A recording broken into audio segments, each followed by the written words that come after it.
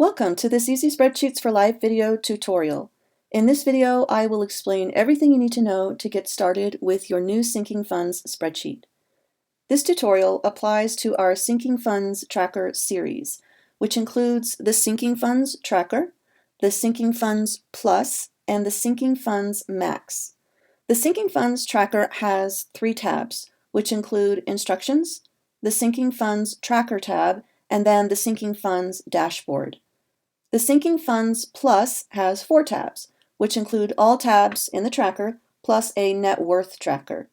And then the Sinking Funds Max has 5 tabs, including all tabs from the Plus as well as a financial goal tracker.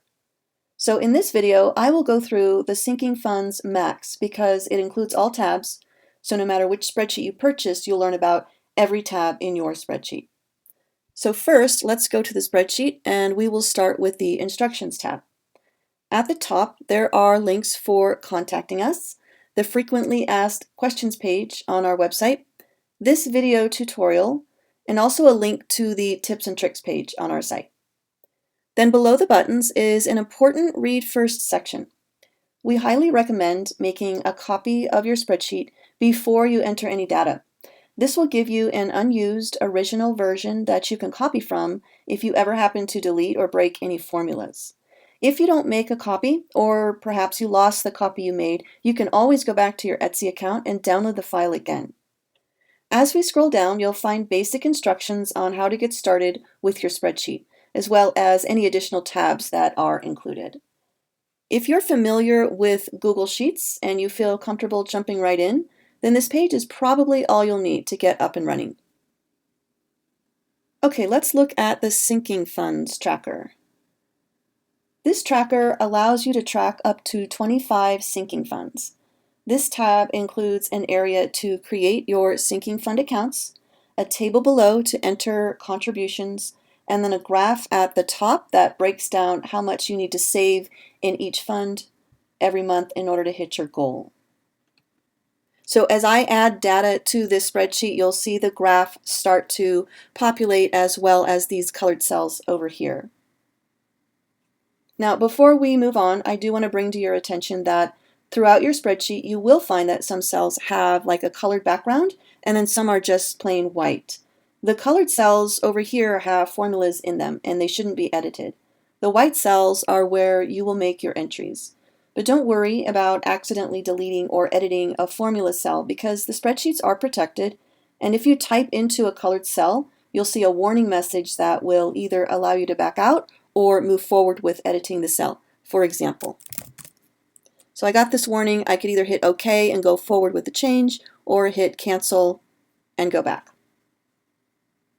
Okay, the first step is to enter your preferred currency up here, and I'm going to enter the dollar, and then your start date.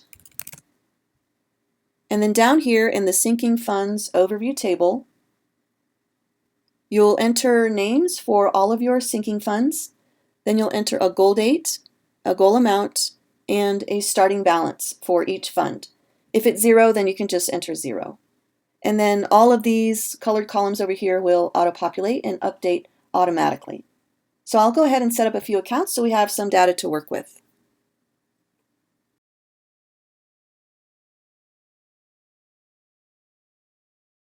Okay, once this table is set up, all you have to do is enter your contributions and transactions down here in the Sinking Fund transaction log. First, you'll enter the date of the transaction, and then you'll choose from the list of sinking funds that you listed above. Then you'll select if it's a deposit or a withdrawal, and then you'll enter the amount. The reason I entered a withdrawal option is sometimes you'll have to pull out money from savings, so you want to make sure your balance is updated appropriately. And then optionally, you have some space to add a note. So I'll go ahead and make some entries so you can see how it works.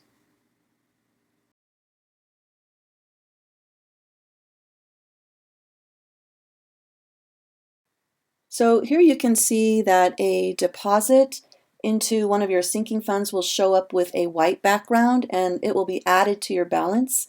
And any withdrawals will show up with this light red background and those will be deducted from the balance. And that's basically it. As you deposit and withdraw from your sinking funds, your total contributions, total saved, the amount left, and then the number of days to goal, and then this progress percentage bar will all update automatically based on your log entries. And then you can see, now that we have some data in our tables, how the graph has generated. And this is just the monthly savings required for each one to achieve this goal amount. Okay, let's go to the dashboard. The Sinking Fund dashboard is entirely automated, and it gives you an overall view of all of your sinking funds. There are current totals up here at the top. Then there are 3 graphs here just below that represent your current balance breakdown, your original balances versus current, and then an area graph on the end that shows you your goal amount versus your current amount. And then just below the graphs, you'll find individual tables for each sinking fund account.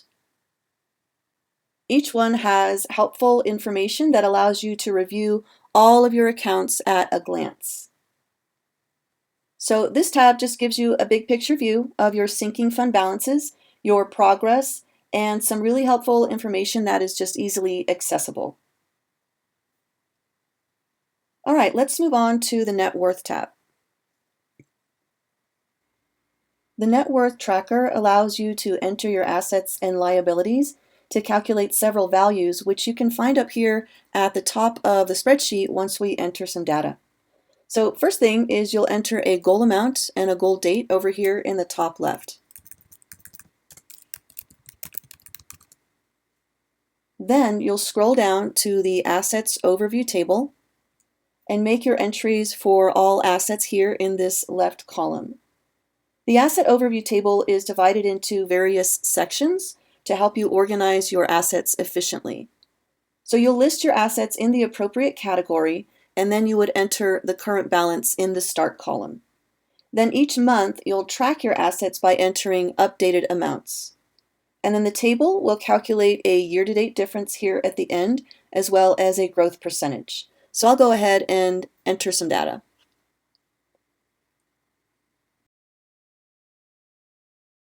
And then for liabilities, you would just scroll down to the Liabilities Overview table and enter the data in the same way. So now that we have some assets and liabilities listed along with their starting balances, we can scroll up and see that the Net Worth Overview table and the graphs up here have started to be updated. This graph over here to the right is an area graph, so it requires more than one set of data to populate. So I'll go back and enter some updates in January so you can see how that works.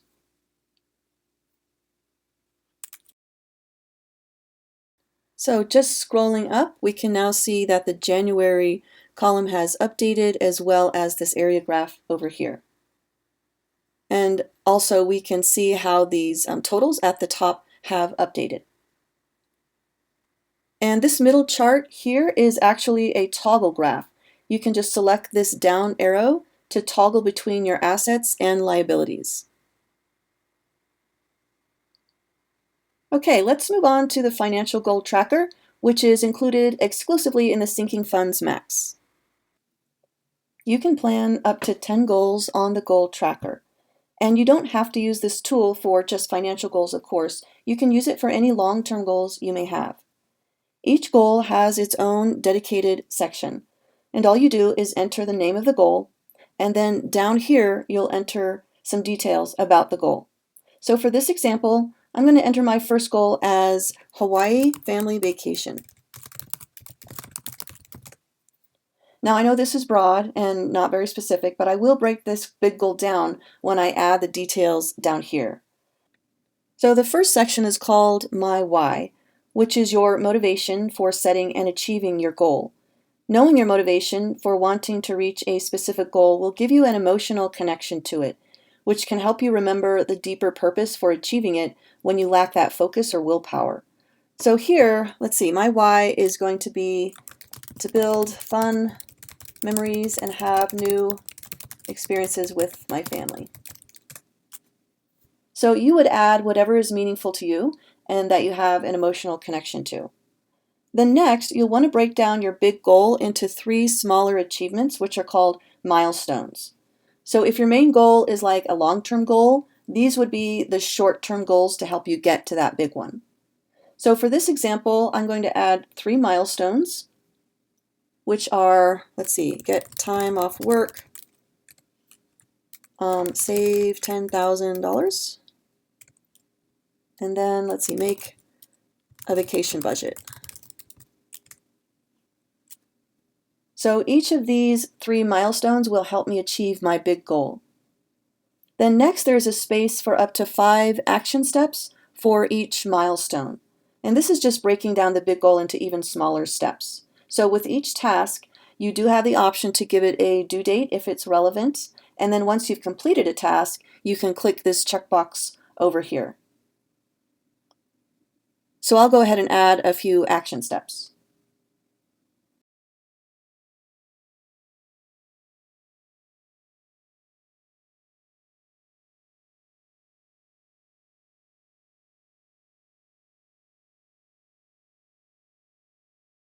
And then I'll add any due dates that are relevant to the action step.